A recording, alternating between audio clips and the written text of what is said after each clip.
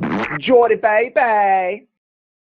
Hello, it's Jordybaby, and welcome to another reaction and review. Today we are looking at the newest video from Danger Dolan called 15 Famous Movie Easter Eggs You Totally Missed. And man, I really love Danger Dolan's videos. They're very informative, quality's very good, and I mean, he's got a great voice. So hopefully it's him in this video. I know he has a team now and doesn't do all the videos, but hopefully he'll be doing this video. I'm not really big on Easter eggs. I always watch the movie in the moment, and then later I see, oh wow, that was on the screen, and completely missed the Easter egg. So I'm probably not going to get any of these right. Like, I'm probably missed all of these. But I won't know unless if I watch it. So let's do it right now. Danger Dolan. From droids popping up in the most unlikely places. It's his voice! Tease of the greatest horror movie crossover ever. We look at 15 Easter eggs you might have missed in famous films. Number 15. The flux capacitor in Polar Express. Nope. Remember that Christmas movie about a train that featured terrifying CGI that made it look more like a horror film than one about the North Pole? Well, turns out that train could also time travel, because none other than Doc Brown's patented flux capacitors on board. Obviously a nod to Robert director Zemeckis directed Zemeckis, working on both films. Well, the Polar Express could actually be the train from Back to the Future 3. Santa Claus interesting. Is really Doc, paving the way for Back to the Future Christmas special. Number 14. E.T. in Star Wars The Phantom Menace. I knew that Poor one. lovable E.T. Don't tell me the prequels dragged you into this as well, did they? Unfortunately, the answer to that is yes. And the reason you probably didn't see him or his race is because they appear for a brief second in the boring as hell Galactic Senate bullshit scene. Do you want to see where E.T. is aligned politically? Well, it's a nice gag having E.T.'s species in the film. Could have at least put them in an interesting scene, George, and not one where I fell asleep. Number 13. Jack Burton's singlet in Death Proof. Everyone knows Tarantino is a movie nut, meaning that all of his films feature ridiculous Easter eggs to his favorite movies. One you may not have seen, though, is a little bit of set decoration on the bar wall. None other than the driver of the Pork Chop Express's singlet from Big Trouble in Little China. Of course, this is because Kurt Russell stars in both movies. Makes you wonder what Kurt Russell movie Tarantino will hide references to in The Hateful Eight. I'm betting it will be the classic Overboard. Number 12. Sex, Hogwarts style in Harry Potter and the Prisoner of Azkaban. Oh yeah, here we go. All the late night hijinks, the magical kind if you catch my drift. After all, Hogwarts is essentially a high school. While not in the main film, if you carefully watch the credits that play over an animation of the Mordor's map, we can see two sets of footprints in a corner. One person's feet spread open and the other person's inside. I wonder who it could be. Whoever is getting it on better be using some magical protection, otherwise it will be Harry Potter and the unwanted teen pregnancy. Number 11. The Millennium Falcon in Star Trek First Contact. Whoa, every geek out, get ready to have your mind blown by a very blurry shape flying around for 2 seconds.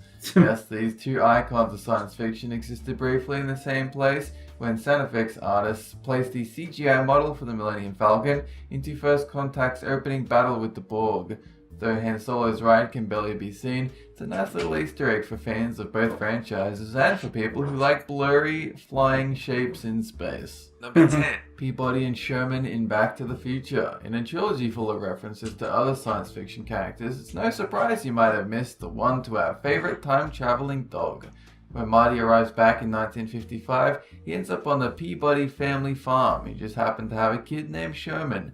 Pretty simple, but it's very subtle in the film, making it a hard one to pick up on. I like You that. could have had a talking That's dog pretty and cool. a kid show up, but that might have made all that making a time machine out of an 80s sports car look really stupid. Number 9. R2-D2 in Star Trek. Yes, once again, these two juggernauts cross paths in another hard-to-see blurry moment of space movement. In 2009 Star Trek, as the Enterprise exits warp and enters a whole mess of destroyed ships, if you look very carefully, you can see R2-D2 just chilling out with all the dead bodies and debris floating out in space. Wow. The Tin Can then made another cameo in Star Trek Into Darkness, doing basically the same thing.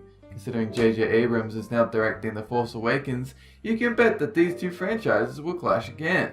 Or R2-D2 That's will gonna be spend cool. a significant amount of the film just floating See the around Enterprise space and the wreckage. Force Awakens. Captain Kangaroo in Die Hard with a Vengeance. What? So this might be an odd one to pick up on, simply because the only connection between the two films is Bruce Willis and a TV show no one remembers. In the film, I remember Bruce says it. he's been Danger sitting Dolan. around smoking cigarettes and watching Captain Kangaroo as a smart-ass comment, which is a reference to the song that's playing on the radio right before Willis's character in Pulp Fiction runs into Marcellus Wallace. And with the fact that Samuel L. Jackson is also in both movies, it's hard to call this a coincidence.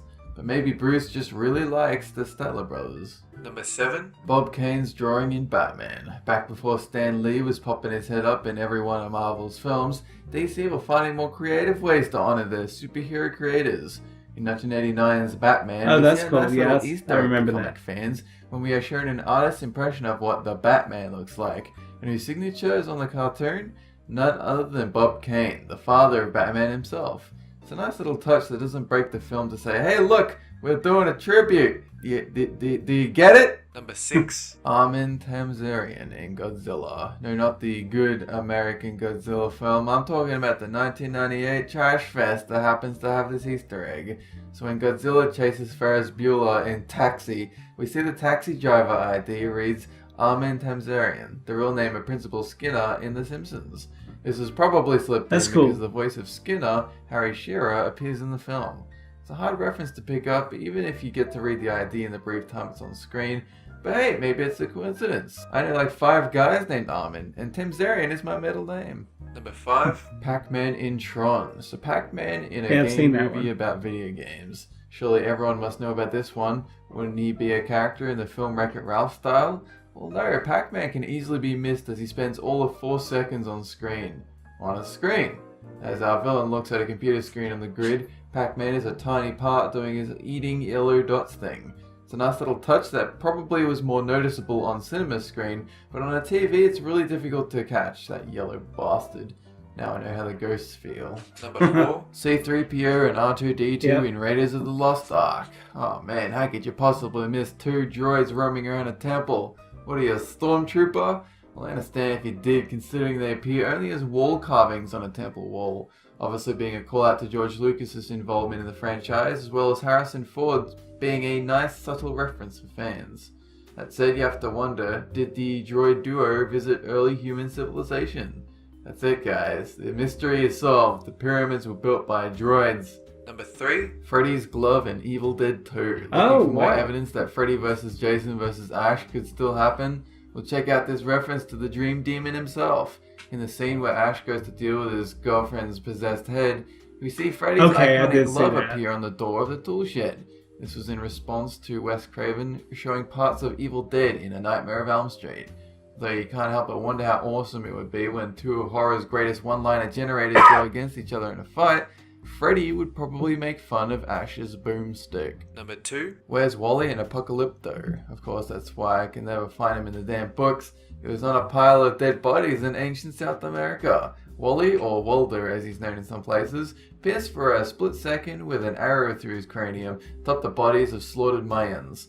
Because, you know, Mel Gibson is crazy and thought, this will convince people I am sane. I suppose we should all be thankful it was a beloved children's character rather than something horribly racist. Number 1. Starbucks coffee in Fight Club. Want to try and replicate Easter egg hunt in film form?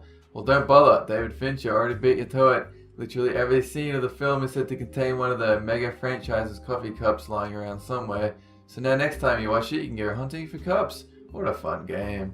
Fincher says it came about when Starbucks refused to be the coffee shop that gets vandalized, but would give them as much other stuff as they wanted. And what else would you do with 1 million coffee cups?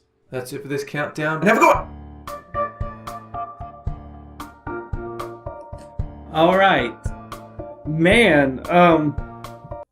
Yeah, I knew some of those, but there were several that kind of surprised me. It's a lot of Star Wars and Star Trek involved in that list, so that's cool. Maybe we'll see one in The Force Awakens. But guys, I'm an idiot. I'm looking at my camera right now. It's about to die, so I need to wrap this up real quick. Sorry. Go down to the comments. Give me your 2 cents. Did you like this video? The link to the original is in the description below. Be sure and subscribe to him. And while you're at it, subscribe to me. And I will see you guys later. Bye! Bye.